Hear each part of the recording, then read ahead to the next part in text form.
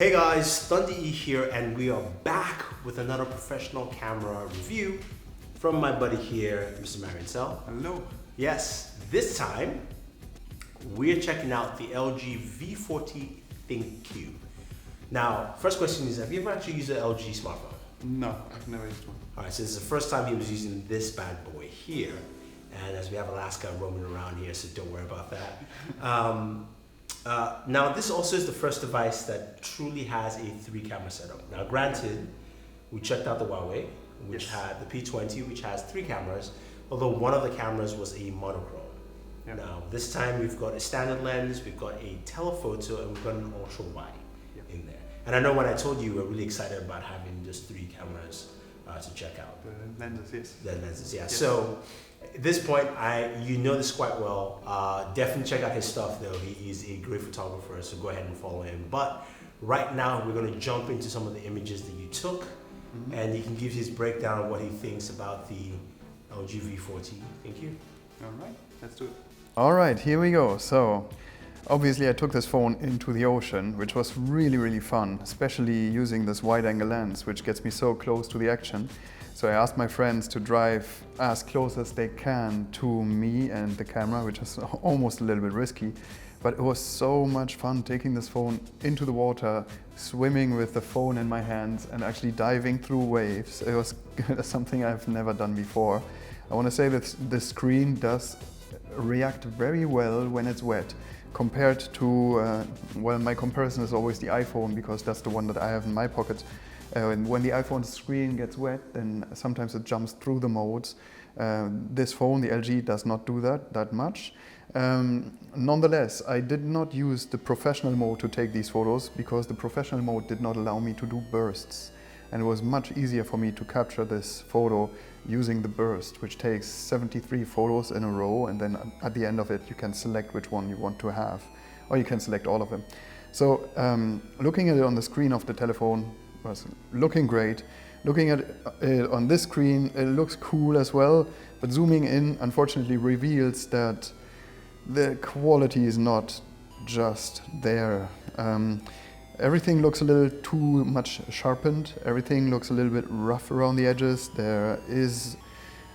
You have the feeling that there is detail, but then once you go a little bit too close, you realize there's not that much detail.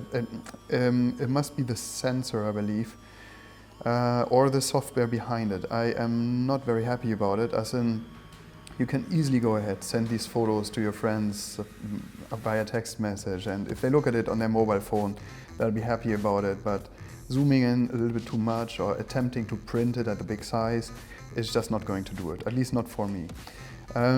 Nonetheless, don't forget how much fun it was to take these photos.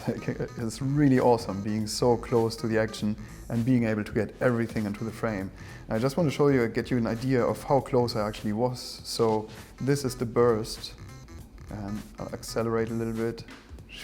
You see how close my friend drives by, and each of these shots is basically a high-res shot.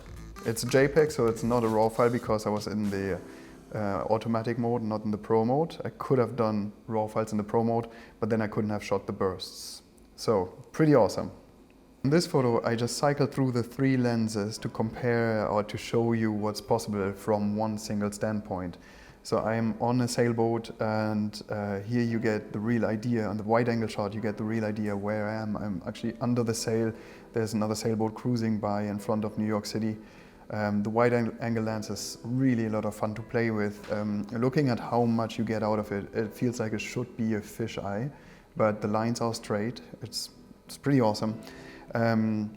Weirdly, no, not weirdly, but in the manual mode, if you try to change the focus of the wide-angle lens, you realize there is no focusing of that lens.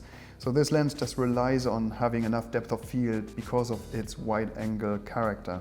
So the focus is static, which is okay. You basically have always everything in focus when you use the wide-angle lens. But I wanted to show you something that I think is interesting. So the normal lens has, in my perception, the highest amount of detail. If you zoom in and you look at the details, then you see it looks much nicer than the long lens in particular. I think it seems like the long lens, in my perception, has the lowest amount of quality. So I even went ahead and I tried something, and LG is going to hate me for this. I took the 50mm lens photo, and I basically created an artificial digital zoom here in Photoshop by just increasing the file size. So by doing this, I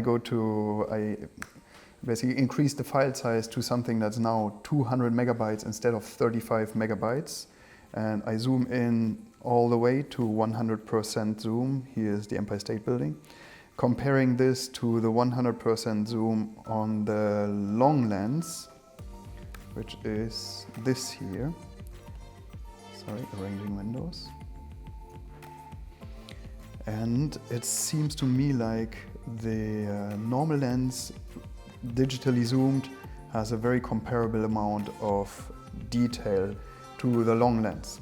So something is odd here, LG. But here are two more quick long lens shots, just because I like that feeling of a long lens. The wide angle lens gets me a little more excited because it's something that's very playful. The long lens almost has a little bit more of a grown-up feel. So I like what I'm seeing here. Unless I zoom in, then once again I'm confronted to missing sharpness, missing details. But that's maybe because I'm spoiled of the Huawei P20 or maybe the Samsung S9. But then there's something here which was interesting. The Statue of Liberty was actually very far away. I chose the long lens and the full maximum digital zoom. And after shooting this photo, the camera actually thought about the photo for a minute and tried to optimize it. I'm very surprised about the amount of detail that the camera got out of this shot. It looks pretty good, like at this zoom stage. Please don't zoom in because it looks really rough.